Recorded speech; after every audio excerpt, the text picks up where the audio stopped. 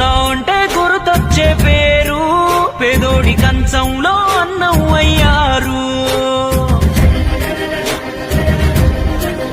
తేనెదరాసపు పసిపాపే మీరు, తెలుగు గడపల్లో పసుపై ఉన్నారు. జగమెరుగని తీరు యుగ పురుషుడు మీరు, భరత జాతి నింపుకున్న సంపదకు ఇంకో పేరు. ఎన్టీఆర్, ఓ ఎన్టీఆర్, ప్రతి ఇంటిలోన ఒంటిలోన భాగమయ్యారు. ఎన్టీఆర్, ఓ ఎన్టీఆర్, నీలాంటి గనుడు పుట్టరింక ఇంకో మారు.